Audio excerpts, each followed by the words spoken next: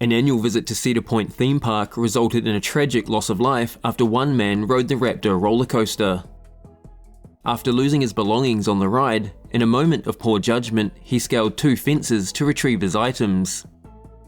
This is the story of the Raptor roller coaster accident at Cedar Point.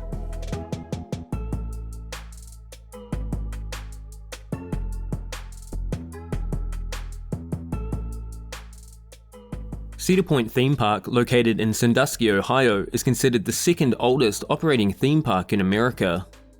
Opened in 1870, the park has grown to 364 acres or 147 hectares and features an impressive 16 roller coasters, helping the park win the Golden Ticket Award for the world's best amusement park for 16 consecutive years from 1997 to 2013.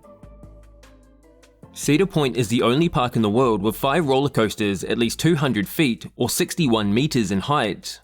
The Magnum XL 200, Millennium Force, Top Thrill Dragster, Valravn, and Steel Vengeance. In September of 1993, Cedar Fair Entertainment announced the soon-to-be-constructed Raptor, a steel-inverted coaster. Designed by Bolliger and Mabillard, at the time of its opening, the Raptor was the tallest, fastest, and longest inverted roller coaster in the world. It also featured 6 inversions, including a Cobra Roll, which was a first for an inverted coaster. Unlike a conventional roller coaster where the train sits atop the track with the rider firmly in their seat, an inverted coaster hangs from the track above with the rider suspended below. On the 13th of August 2015, among the roughly 25,000 people at the park that day was NBA basketball player LeBron James. For the employees and other park staff, the presence of a major sporting personality might be the thing the day was most remembered for. Tragically, as it would turn out, this would not be the case. Also visiting the park that day was 45-year-old James Young from East Canton. According to a later statement from his mother, Brenda Young, James Young, who had recently landed his dream job as a high school guidance counselor, loved to visit Cedar Point at least once each year.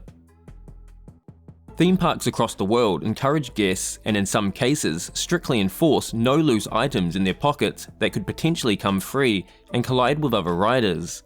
However, such rules are often not followed.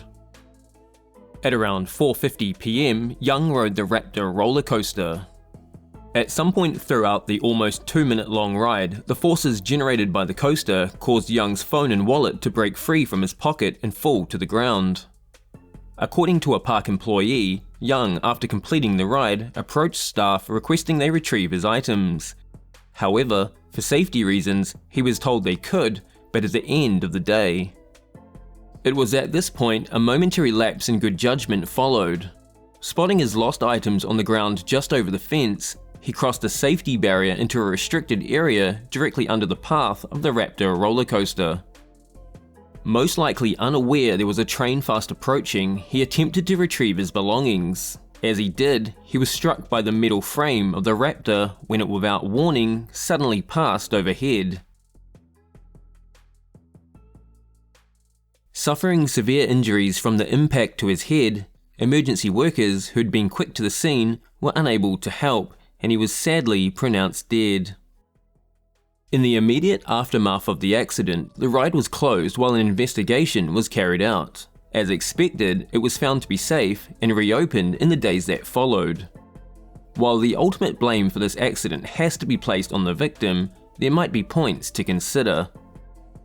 The father of the victim, also called James Young, was quoted as saying, "Certainly, my son shouldn't have gone over the fence, there's no doubt about that, but then, I believe the fence shouldn't have been so easy to get over." Cedar Point said there would be no change to the height of the fence, and it met all required standards.